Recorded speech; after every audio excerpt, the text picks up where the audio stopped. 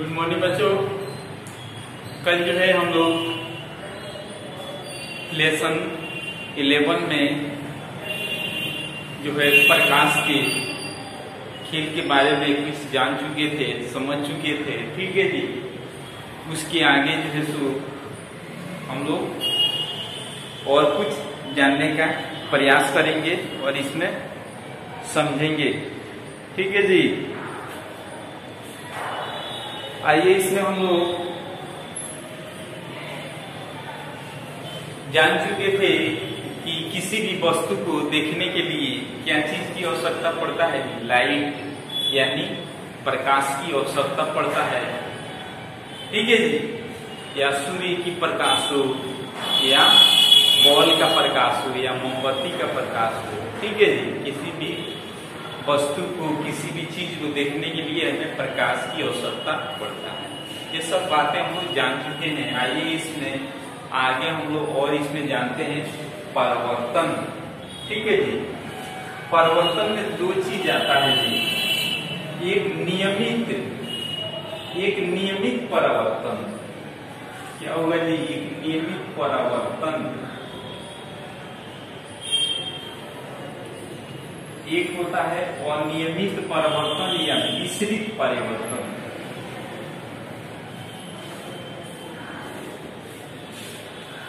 ठीक है। तो इसके बारे में हम लोग जानते हैं। पहला हम लोग जानेंगे क्या चीज?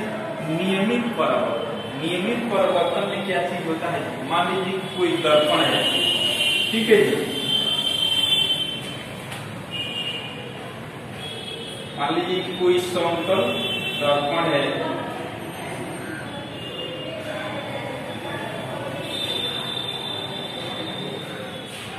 मान लीजिए कोई समतल दर्पण है। इस पे अगर प्रकाश की किरणें पड़ता है, प्रकाश की किरणें पड़ता है, तो क्या होता है? नियमित परिवर्तन। नियमित परिवर्तन का मतलब क्या है? इसके समान ही परिवर्तन हो जाता है। ठीक है जी। इसके समान ही परिवर्तन हो जाता है। समझ रहे हैं आप लोग? इसके समान ही इसमें क्या होता है जी? परिवर्तन हो जाता है। उससे ही क्या करते हैं जी? उसे ही हम लोग नियमित परिवर्तन करते हैं। ठीक है जी। जैसे ही आया वैसे ही रूप में क्या हो गया जी? परिवर्तन हो गया। जैसे ही यहाँ पे आया वैसे ही रूप में क्या हो गया जी? इधर से परिवर्तन हो गया। ठीक है जी। समझ रहे हैं इस बात को आप लोग?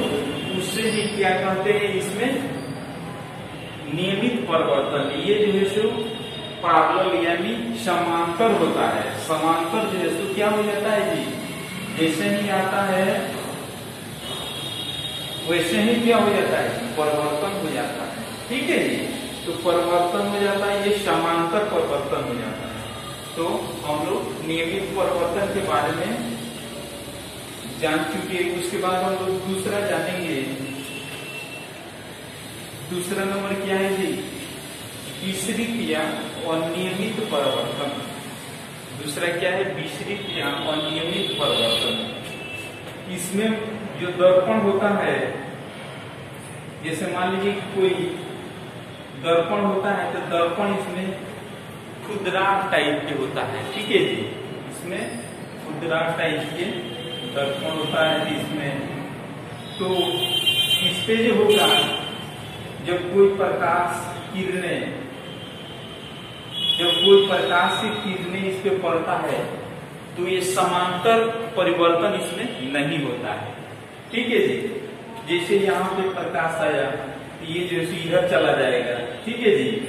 यहाँ से प्रकाश आया तो कभी इधर चला जाएगा। ठीक है जी। कभी यहाँ से प्रकाश आया तो इधर चला जाएगा। ये क्या है जी? खुदरार टाइप के है। यहाँ से प्रकाश आया, मान लीजिए यहाँ से प्रकाश आया तो इधर चला जाएगा। ठीक है जी। ये जो है सो इसमें क्या होता है जी? इसमें समांतर नहीं होता है। परिवर्तन इसका जो होता है, इसमें समांतर जो है सो नहीं होता है।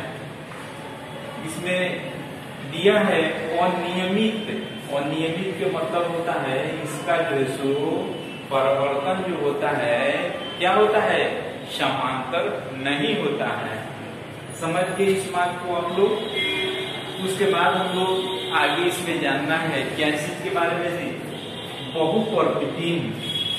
बहुप्रतिबिंब के मतलब क्या होता है, बहुप्रतिबिंब से क्या प्रतीत होता है जी, बहुत सारा प्रतिबिंब। ठीक है जी, उसी को क्या कहते हैं, बहुप्रतिबिंब। ठीक है जी, इसमें देखिए कुछ फिगर बनाए हैं, फोटो बनाए हैं, ये चित्र बनाए हैं। देखिए ये जो है सो मान लीजिए कोई दर्पण है। ठीक है जी, दर्पण, इसमें इसको क्या कर दिया गया है, इसको काट दिया गया है। दो दर्पण को क्या किया गया है, काट दिया गया उसको। और इसमें जो है सो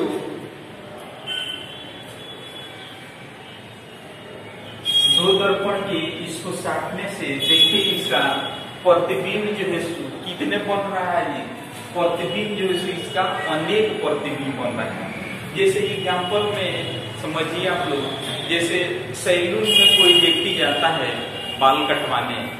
ठीक है जी, तो सैलून में जाया जाता है तो उसमें एक सामने दर्पण लगा रहता है।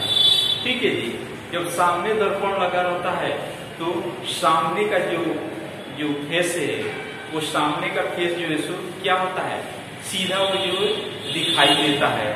ठीक है, लेकिन जब पीछे का मतलब जो है सो बाल अगर देखना होगा, अगर पीछे का उसमें अगर बाल देखना होगा तो क्या करना पड़ता है जी, उसके पीछे एक क्या करना पड़ता है, दर्पण लगाया जाता है।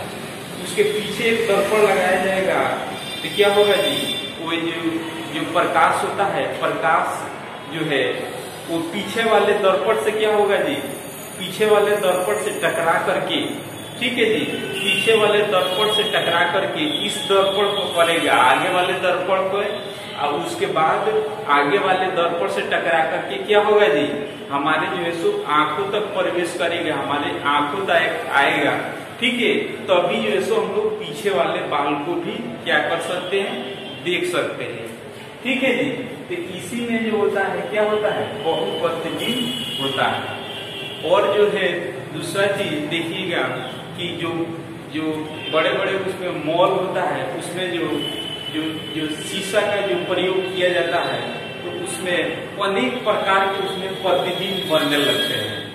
ठीक है जी, तो उसमें भी क्या किया जाता है जी, ये जो है सो बहुप्रतिबिंब उसमें बनते हैं, अनेक प्रकार के प्रतिबिंब बनते हैं। तो जैसे देखिए यहाँ पे दो यहाँ पे शीशे हैं, यहाँ पे क्या किए हैं, दो शीशे हैं, इसको क्या किए हैं, ये जो है सो आपस में इसको मैच किए हैं, और इसके सामने जो है सो क्या चीज, एक जो है सो शीशे रखे हैं। तो सिक्के समझते हैं, तो सिक्के रखे हैं, तो इसका प्रतिबिंब कितना बन गया जी, 1 2 3 4, इसका जो है सो 4 प्रतिबिंब जो है सो बन गए। समझ रहे हैं इस बात को आप लोग। ठीक है जी, तो अनेक प्रकार की इसमें प्रतिबिंब बनते हैं। और जो है सो इसमें देखिएगा बहुप्रतिबिंब बनाने की धारणा का उपयोग बहुमूर्तिदर्शी में तरह तरह के आकर्षक पैटर्न बनाने के लिए किया जाता है। आकर्षक मतलब जो है सो और भी आकर्षक खूबसूरत जो है सो बनाने में किया जाता है। और भी बताएंगे जो है सो मॉल में, जैसे मान लीजिए कि एक कोई चीज है, एक कोई सामान है, तो जो अनेक पर उसमें उस दर्पण के सामने एक और दर्पण लगा दिया जाए ना जी, तो एक वस्तु जो है कई भागों में दिखाई देने लगता है। समझ रहे हैं इस बात को, एक सामान रहेगा, एक वस्तु रहेगा, वे जो है सो अनेक रूपों में दिखाई देने लगेगा। तो आप समझिएगा कि यहाँ भी समान है, इधर भी समान है, इधर भी समान है। ठीक है जी, तो इससे जो होता है अनेक प्रकार की जो है उसका जो है सो प्रतिबिंब बनने लगता है। ठीक है, इस बात को आप लोग समझिए। इसके आगे जो है सो हम लोग और जानने का प्रयास करेंगे। तब तक के लिए धन्यवाद।